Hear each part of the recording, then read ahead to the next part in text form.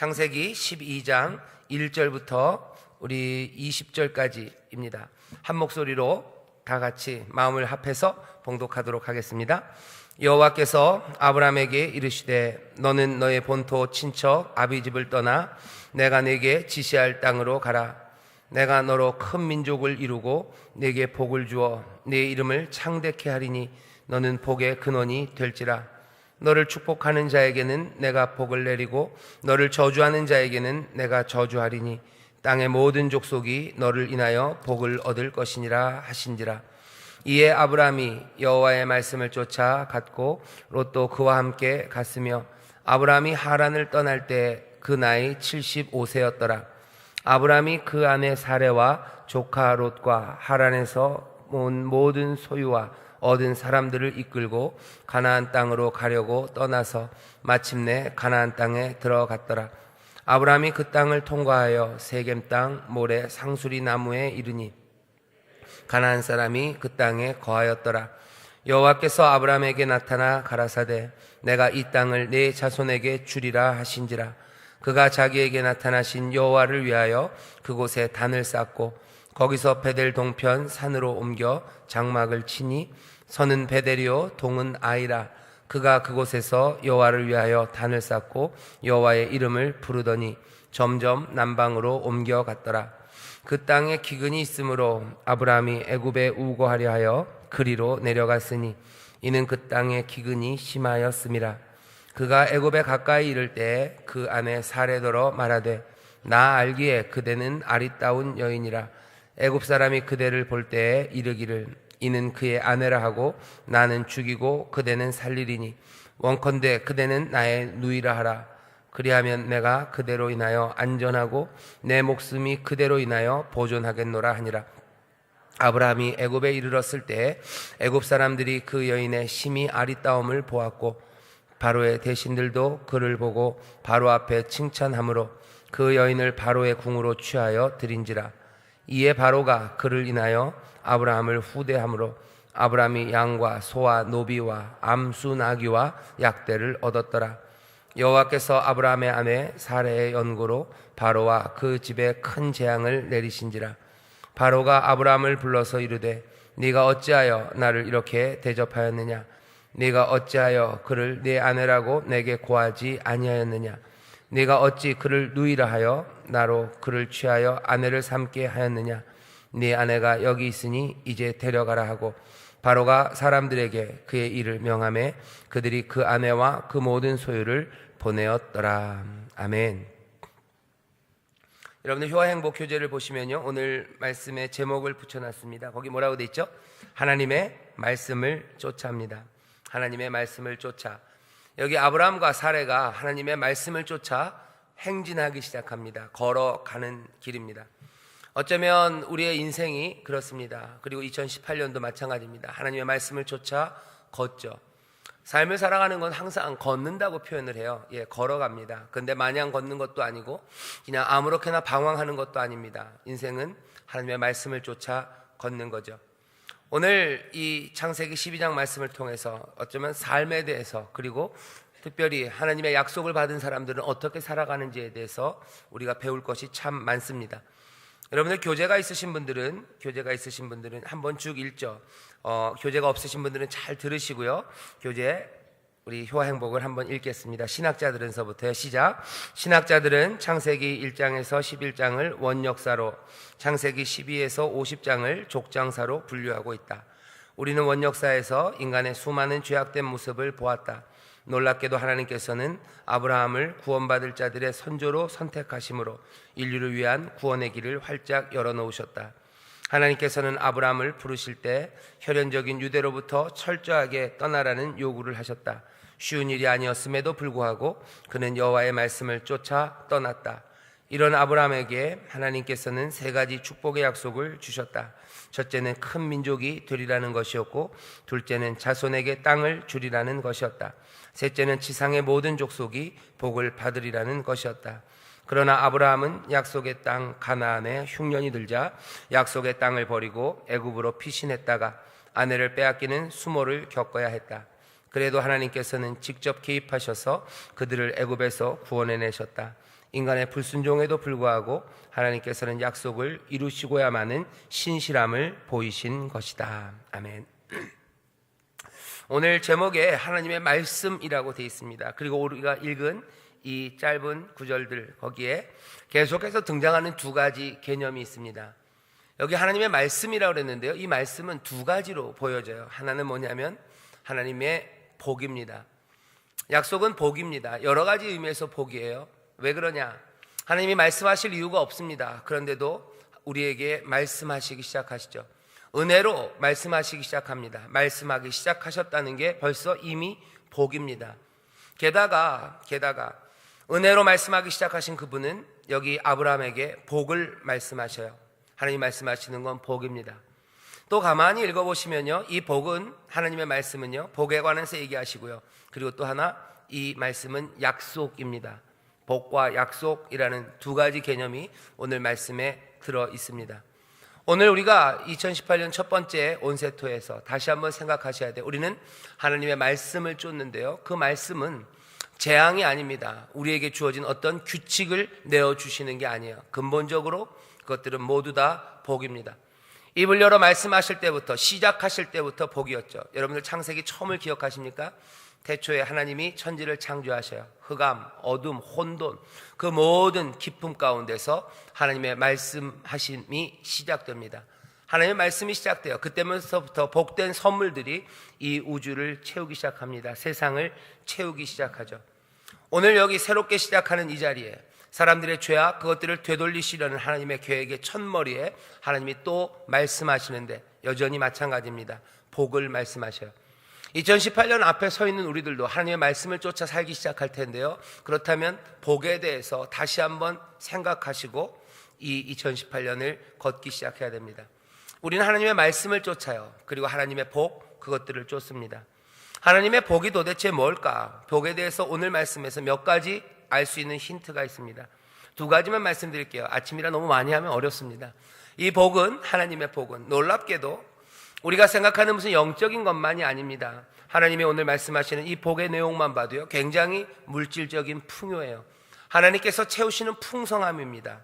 여기 보면 이렇게 돼 있죠. 2절입니다. 내가 너로 큰 민족을 이루게 하시고 또 내게 복을 주어 내 이름을 창대케 하리니 너는 복의 근원이 된대요. 민족을 이루는데 그냥 이루는 게 아니고요, 큰 민족입니다. 네 이름을 알리는데 그냥이 아니라 창대케 하시겠대요. 창대케 하시겠답니다. 여기 이렇게 간단하게 큰 민족, 창대케 한다. 큰 민족이라는 건 생명, 사람 수가 많아야 되는 겁니다. 하나 둘로는 이루어지지 않아요. 넘치게 많아야 돼요. 상상할 수 없을 만큼의 많은 숫자입니다. 그리고 그 이름이 창대해지는 겁니다. 여기뿐만 아니라 더 복에 대해서 자세하게 기록된 곳은 여러분들이 신명기 28장에서 볼 수 있어요. 신명기 28장 보면 하나님의 복 주시는 것의 리스트가 나오는데요, 그 복들은 영적인 것, 그것만 포함하지는 않습니다. 하나님이 주시는 평안들, 그리고 부요함들, 물질들, 거기에 양떼에 대한 복들, 자녀에 대한 복들, 가지는 것들의 복들, 삶에 필요한 모든 것들, 우리의 삶을 이루는 것들을 모두 다 생명으로 가득 차게 하고 풍성하고 넘치게 하신다고 말씀하셔요. 우리는 하나님의 말씀을 쫓아 사는데요, 그 말씀에는 복 그리고 약속이라고 그랬습니다. 하나님이 우리의 삶을 채우십니다. 넘치게 하시고 그리고 쌓을 곳이 없도록 계속해서 부어주시는 줄 믿습니다. 우리는 그 하나님을 보는 거예요. 하나님이 우리에게 원하시는 건 재앙이 아니라 생명이라고 말씀하셨고, 또 생명을 어때? 그냥 얻는 것이 아니라 넘치게 풍성하게 얻는 것, 넘치게 주는 것, 그게 하나님의 뜻이랍니다. 하나님의 뜻을 쫓아 산다는 말은 다른 거 아니에요. 하나님의 그 풍성함, 부요하심, 그것들을 보기 시작하는 겁니다. 또 하나 복에 대해서 오늘 말씀이 우리에게 가르쳐주는 중요한 사실이 하나 있어요. 뭐냐면 이 복은 어쩌면 애매하게 나올 때도 있고요, 분명하게 나올 때도 있습니다. 오늘 창세기 12장 처음에 보시면요, 하나님이 복 주시겠다고 하셔요. 그죠? 그리고 땅을 주시겠다고 말씀하셔요. 그리고선 따라오라고 얘기하시죠. 어떤 땅인지 말씀하지 않습니다. 그냥 믿음으로 쫓아오라고 얘기하셔요. 애매합니다. 그런데 거기서 끝나지 않아요. 하나님의 복이 그렇게 늘 애매한 건 아니에요. 그냥 너 잘 된다, 그렇게 되지 않아요. 그냥 모든 것들이 합력하여 선을 이룬다, 그것만 해도 충분하게 아름답고 우리의 가슴을 뛰게 하지만, 그렇게 포괄적으로 말씀하시는 복이 있는가 하면 분명하게 지정하는 복이 있습니다. 여러분들 말씀 7절을 보시면요, 여호와께서 아브라함에게 나타나 가라사대 내가 이 땅을 내 자손에게 주리라 하신지라 그래요. 가나안 땅에 이르렀어요. 이 사람들이 떠나서 세겜 땅, 모래, 상수리 나무 구체적으로 정해놨어요. 그냥 막연하게 어딘가라고 얘기하지 않고요. 6절에 아브라함이 그 땅을 통과하여 세겜 땅, 모래라는 곳, 거기에 상수리 나무, 그 나무예요. 아주 구체적입니다. 번지수까지 찍으신 것 같아요. 그리고서 뭐라 그랬어요? 이 땅을 네 자손에게 준대요. 여기서 시작될 거예요. 여기가 내가 너에게 주는 그 땅이라고 얘기하시죠. 앞에 처음에 부르실 때는 그렇게 지정하지 않으셨어요. 그냥 내가 너에게 복을 준다, 땅을 준다, 나를 따라와라 말씀하셔요. 애매하게 포괄적으로 말씀하셔요. 하지만 여기 이제 6절 7절에 이르러서는 그것들을 분명하게 말씀하십니다. 하나님의 복이 늘 애매할 거라고 생각하지 마십시오. 그리고 또 하나님의 복이 늘 구체적일 거라고도 생각하지 마셔야 돼요. 때로는 애매하고 포괄적으로, 하지만 또 때로는 분명하게, 이 모든 것들이 하나님의 주권과 또 하나님의 계획 안에서 우리에게 선포됩니다. 언제 어떻게 하실까 우리가 지레 짐작할 수 없습니다. 그러니 어떻게 됩니까? 늘 하나님의 말씀 복주심에 깨어 있어야 합니다. 귀 기울이셔야 돼요. 귀 기울인다는 건 하나님을 존중하는 겁니다. 존중하는 대상을 향해서 귀를 기울이죠. 경외하는 대상, 두려워하는 대상, 그 대상에게 귀를 기울입니다. 만만한 사람들한테는 귀 안 기울여요. 그렇죠? 그래서 어떤 때는 엄마가 부를 때, 어렸을 때는 금방금방 대답을 합니다. 하지만 나이가 들어서 커지면 엄마가 불러도 대답을 안 해요. 왜? 귀 기울이지 않아요. 더 이상 존중하지 않고 경외하지 않습니다. 두려워하지 않아요. 학교에서도 선생님들이 뭐라고 얘기하시면 바로바로 대답하는 아이들이 있어요. 그 아이들은 선생님을 존중합니다. 하지만 선생님을 무시하는 아이들은 선생님이 뭐라 하든지 귀 기울이지 않습니다. 하나님이 우리에게 복 주시는데도 불구하고 사람들은 귀를 기울이지 않아요. 존중하지 않아요. 하나님이 그냥 애매하게 말씀하실 거라고 생각하고 늘 구체적인 것들은 주지 않을 거라고 생각해요. 또 어떤 사람들은 구체적인 것들로만 줄 거라고 생각하고 애매하게 포괄적으로 말씀하신 하나님의 복에 대해서는 관심 없어 합니다. 때로는 포괄적으로, 때로는 분명하게 하나님의 주권 가운데 우리에게 주시는 말씀이 있어요. 오늘 이 새벽에 온 세토로 우리가 모였습니다. 여기 믿음의 가족들에게 하나님이 주시는 포괄적인 말씀이 있어요. 내가 너를 보호한다, 내가 너를 인도한다, 내가 너의 삶에 모든 것을 풍성하게 하시겠다. 이건 굉장히 포괄적입니다. 이 약속의 말씀을 주셔요. 이 말씀이 우리에게 힘이 됩니다. 하지만 이것만은 또 아니에요. 우리가 말씀을 쫓아 복을 쫓아 사는데요, 이 소망의 말씀, 이 뭉뚱그려서 주시는 이 가슴 떨리는 소식들만 아니라 때로는 하나님께서 우리에게 구체적으로 말씀하시는 것, 이 땅을 준다고 말씀하시고 내가 그냥 네 모든 문제를 해결하겠다라고 말씀하실 때도 있지만, 아니 오늘은 내가 이 문제를 해결하겠다고 주께서 말씀하시는 때가 있어요. 귀 기울이십시오. 그리고 간구하며 기도하십시오. 하나님이 구체적으로 해결하지 않는데 그 누가 그럽니까? 그냥 나무까지 정하셨어요. 가나안 땅, 여기 모래, 세겜 땅, 모래, 상수리 나무, 여기 이 땅을 내가 너에게 주겠다. 여기서 그 나라가 시작된다고 말씀하십니다. 복, 하나님이 우리에게 복 주셔요. 우리는 그 말씀을 쫓아 삽니다. 두 번째는 약속이라고 말씀드렸어요. 여기 있는 모든 것들은 다 약속입니다. 약속이에요. 하지만 이 약속은 하나님이 주신 약속이기 때문에 분명히 믿을만 합니다. 하지만 모든 약속은 확실성을 낳는 건 아니에요. 약속이 몽땅 다 이루어지는 거 아닙니다. 그렇지 않습니다. 약속은 믿어야 되는 대상입니다. 믿어야 되는 대상이지 약속이 뭔가를 이루어진 거 아니에요. 사람들은 그래요. 하나님의 약속이 변하지 않냐, 하나님의 약속이 변하지 않냐고 뭐라 그럴 거 없어요. 원래 약속은 그런 겁니다. 약속은 믿어지는 거예요. 약속은 믿고 따라가게 되는 거예요. 그리고 약속은 늘 바뀔 수 있습니다. 하나님이 신실하지 않습니까? 하나님이 신실하신 하나님이 만든 것이기에 믿을만 할 거예요. 믿을만 한 거지 그 약속이 늘 이루어지는 건 아니에요. 약속을 믿고 우리는 걸어가요. 약속을 믿고 걸어가는 사람들, 믿음으로 가는 사람들에게 그 약속이 이루어지는 겁니다. 사람들은 어떻게 걸어요? 눈에 보이는 것들 따라 걷지 않습니다. 하나님의 사람들은 믿음으로 가는 거예요. 약속이 아직 이루어지지 않았어요. 하지만 믿음, 그것은 소망, 바라는 것들의 실상이에요. 분명한 소망입니다. 약속, 그 소망 따라 살아갑니다. 하나님의 말씀을 쫓아 산다는 건요, 그래서 눈에 보이지 않는 것들을 믿음으로 살아가는 거예요. 약속을 붙잡고 살아가는 겁니다. 이루어지지 않았다고 해서 걷지 않는 사람들이 있어요. 아닙니다. 믿음의 눈으로 그것들을 바라보기 시작하고 하나하나 그것들이 이루어지기를 소망하며 걷는 것, 그것이 하나님의 말씀을 쫓아 사는 겁니다. 손에 잡히는 거 없고 눈에 보이는 것 없어도 한 걸음 한 걸음 그 약속을 믿고 따라가는 여러분 되시기를 주의 이름으로 축원합니다. 하나님은 우리를 그렇게 부르셨어요. 여기 이 아브라함을 그렇게 부르셨어요. 이 일을 통해서 하나님의 역사가 시작될 겁니다. 새로운 일들, 죄악으로 인하여 망한 세상이 다시 회복될 거예요. 우리의 가정이, 그리고 이 나라가, 또 교회가 어떻게 회복될까? 죄로 인하여, 우리의 부족함으로 인하여 엉망이 되고 얽혀버린 세상은 어떻게 다시 제자리를 찾고 하나님의 생명으로 충만하게 될까? 여러분들 거기에 대한 대답입니다. 대답이요. 하나님의 말씀을 쫓는 사람들, 그렇게 걷는 사람들, 그렇게 행하는 사람들을 통해서 세상은 바뀌어지기 시작할 거예요. 하나님의 복 주심을 바라며 걷는 사람들입니다. 하나님의 약속, 손에 잡히는 것 없어도 그것 따라 한 걸음 한 걸음씩 걸어가는 사람들입니다. 그렇게 걸어가는 사람들은 점점 누구를 닮아가요? 하나님 닮아갑니다. 하나님이 이 땅에 질서를 만드시고 이 땅에 복을 주신 것처럼 그 사람들은 이 땅에 복이 되고 복의 근원이 되어가는 사람들이 되죠. 세상의 아픔, 혼란들, 그것들을 바라보지 않고 하나님의 복을 바라봅니다. 손에 잡히는 것 없어도 끝까지 약속이라는 것을 알기에 신뢰함으로 걸어가는 거죠. 우리의 가정에 생명이 충만한 하나님의 복이 이루어질 것들을 바라보며 아직은 아니어도 걷기 시작하는 겁니다. 말씀 따라 한 걸음 한 걸음 그 복을 바라보며 약속을 믿는 믿음으로 걸어가는 거죠. 그때 세상이 변해요. 문제는 뭐냐? 이렇게 하나님의 말씀을 쫓아가라고 부르심을 받은 사람들이 그 일을 제대로 하지 못하면 어떻게 되냐? 복의 근원이 되기는커녕 재앙의 근원이 됩니다. 오늘 이 아브라함이 하나님의 약속을 받고서 걷기 시작해서 첫 번째 만나는 사람이 애굽의 바로입니다. 여기 있는 12장 처음에 있었던 약속대로 하면 아브라함이 어떻게 돼야 돼요? 복의 근원이 돼야 됩니다. 아브라함을 통해서 이 바로가 복을 얻어야 돼요. 하지만 거꾸로입니다.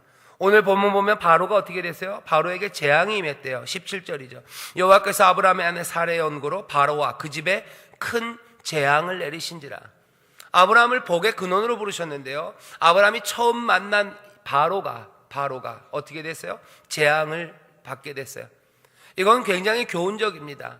복의 근원으로 부르셨는데 안타깝게도 아브라함은 첫 번째 실패했어요. 왜 실패합니까?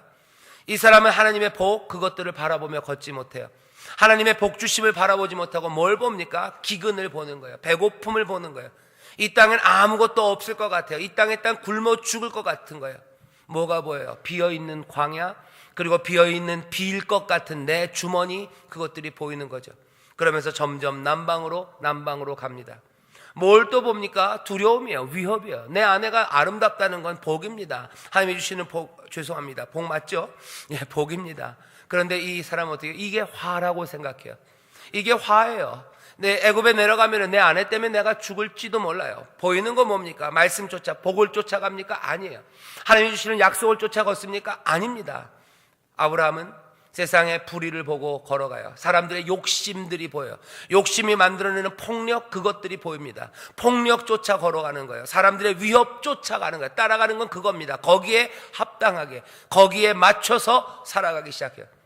하나님의 복주심에 맞춰 살아가지 않아요. 하나님의 약속을 바라보며 거기에 맞춰서 살지 않습니다. 세상의 위협과 폭력, 거기에 내 삶을 맞추기 시작하는 거예요. 어떻게 했어요? 속입니다. 그러니까 속이는 거예요. 누이라고 하지 말아라. 누이라고 하지 말아라. 그러다가 큰일 난다는 거죠. 재밌는 건 뭡니까? 하나님께서 이 악한 일을 행했지만 하나님이 때리신 사람은 바로입니다. 오히려 하나님께서는 이 일을 통해서 아브라함에게 양과 소와 노비, 암수, 나귀와 약대를 얻게 하셨어요. 부요한 것 주게 하셨어요. 여러분, 이 말씀이 잘 됐다 그래요? 잘 된 거 아무것도 없습니다. 하나님은 은혜를 보이시고 하나님께서는 그 약속을 이루시겠다고 용서하시고 약속대로 하나님은 그 길을 걸어가시는 거예요. 그 대신 아브라함에게는 뭐가요? 수치입니다. 그리고 부끄러움입니다. 어떻게 부끄러움이 보여요? 여기서 부끄러움이 안 보입니까? 부끄러움이 보입니다. 여기 바로가 하는 말들을 보세요. 바로가 하는 말을 이 아브라함이 들을 때 아브라함은 속으로 아무 생각 없이 아이고 양떼가 생겼네, 약떼가 생겼네, 소가 생겼네, 비즈니스 잘했네, 그러면서 킥킥 속으로 웃겠습니까? 아니에요. 그럴 리가 없습니다. 이건 부끄러움이에요. 아내를 누이라고 속이고 그리고 이 후대를 받아서 그 뻔뻔한 그 삶 앞에 지금 바로가 야단치는 겁니다. 너 어찌 그럴 수 있느냐? 네가 어찌 이럴 수 있느냐? 여기 바로가 하는 말, 네가 어찌 이런 일을 하냐, 네가 어찌하여 나를 이렇게 대접하였느냐. 이 말은 어디에 나오는 말이에요? 창세기 3장에 나옵니다. 하나님께서 하와에게 하신 말씀이에요. 하와가 선악과를 따먹었을 때 하나님이 나타나셨단 말이에요. 네가 어찌 나에게 이리 행하였느냐. 하나님의 책망하시며 죄 지은 사람에게 주는 겁니다. 거기 아담과 하와는 어떻게 부끄러웠다 그랬어요. 수치입니다. 부끄러움입니다. 하나님의 말씀을 쫓아 사는 사람들, 그 복과 그 약속을 보고 살아야 많은 사람들에게 복의 근원이 될 텐데, 그거 보지 못하고 달리 걸어가는 사람들은요, 이상하게 세상 사람들에게 오히려 재앙을 가져다주고, 그리고 자기들에게는 부끄러움이 가득하게 되는 겁니다. 오늘 여기 이 말씀을 보면 아브라함보다 훨씬 더 바로가 멋있습니다. 여기 보면 바로가 잘못한 거 아무것도 없어요. 그냥 아내라고 그랬으면 안 했을 겁니다. 근데 어떻게 해요? 누이라고 그러니까, 아리따운 누이, 사람들이 추천하고 너무 아름다운 여인이 여기 왔다고 추천해서 아마 늘 하던 방식대로 이 아내로 취한 것 같아요. 바로가 뭘 잘못했습니까? 그리 잘못한 거 많지 않아요. 그래도 바로가 모르고 했을지라도 그것이 잘못된, 객관적으로는 그래요. 남의 아내를 취했기 때문에 이건 죄인 건 맞습니다. 하지만 바로는 좀 억울할 거예요. 바로는 억울한데 억울하다고 얘기하지 않습니다. 그냥 아브라함에게 얘기해요. 너 왜 이랬냐라고 얘기해요. 그러고서는 어떻게 해요? 주었던 재산을 몰수합니까? 아니요, 몰수하지 않습니다. 그대로 주어 보냅니다. 매를 때려서 보냅니까? 아니요, 매를 때리지도 않아요. 가져줬던 거 뺏지도 않습니다. 더더군다나 어떡합니까? 20절 보면 바로가 사람들에게 그의 일을 명하며 그들이 그 아내와 그 모든 소유를 보냈다고 돼 있어요. 이 얘기는 무슨 얘기예요? 에스코트 했다는 거예요. 사람들 딸려 보내서 그 재산들, 그리고 그 여인 살에 몽땅 다 데리고 갈 수 있도록 다 돌봐줬다는 거예요. 나갈 때까지 돌봐줬어요. 누구를 닮았습니까? 창세기 3장 그 이야기인 것 같아요. 하나님께서 아담과 하와를 내쫓으실 때 그냥 거기서 생명을 끊으셨습니까? 아니에요. 옷을 지어 입히시고, 그리고 어떻게 해요? 그 바깥에까지 내보내셨어요. 바로가 지금 그 일을 합니다. 아브라함이 하나님을 닮아 그 형상대로 지음받은 사람답게 하나님의 모습이 보여지고, 정말로 하나님의 말씀을 쫓아 모든 사람에게 복이 되어야 될 것 같은데, 여긴 지금 거꾸로예요. 오히려 바로가 관대합니다. 오히려 바로가 여기 이 사람들에게 은혜를 베풀고 이 사람들에게 복이 되어줍니다. 안타까운 일이죠. 고개를 갸우뚱하게 합니다. 오늘 우리에게 주는 도전이에요. 하나님의 말씀을 쫓는 사람들, 그 복과 약속을 쫓는 사람들이 그 일 감당 못하면 어떻게 돼요? 우리가 부끄러워질 거예요. 하지만 여전히 하나님께서는 기다리십니다. 성실하신 하나님, 그 신실하신 인자가 우리와 함께하기에, 그 죄악 가운데도, 그 실패 가운데도 하나님은 우리에게 복 주시겠다는 그 약속을 지키시기 위해서 기다리시는 거예요. 여전히 그것들을 뒤집으셔서 선이 되게 하셨어요. 하나님께서 이 아브라함을 부욕케 하시고, 그리고 하나님께서 다시 아브라함을 말씀을 쫓아 찾는 그 길에 다시 세워 놓으신 겁니다. 우리의 삶도 그래요. 하나님의 말씀을 쫓아 살라고 우리가 말씀을 들었지만, 그래서 복의 근원이 되고 하나님에게는 영광 올려드리고 우리에게는 기쁨과 감사가 넘치는 삶을 살도록 우리에게 복과 약속을 주셨지만, 우리는 그것들을 믿고 나가지 못합니다. 손에 잡히지 않아요. 하나님의 부요하심을 약속하셨는데 그건 손에 잡히지 않고, 손에 잡히고 보이는 건 뭐예요? 배고픔이 보이고 이 땅의 기근과 황무함만이 보이는 거예요. 이 땅의 미움만이 보이는 거예요. 폭력적인 것들만 보이는 거예요. 보이는 건 그거예요. 잡히는 건 그거예요. 약속은 잡히지 않고 보이지 않습니다. 처음부터 그런 거예요. 믿음으로 걸어가는 거죠. 그것들 잘 못 걸으면 어떻게 됩니까? 이 땅에서 우리가 실패 만나고 부끄러움 당할 거예요. 하지만 하나님이 다시 세우실 겁니다.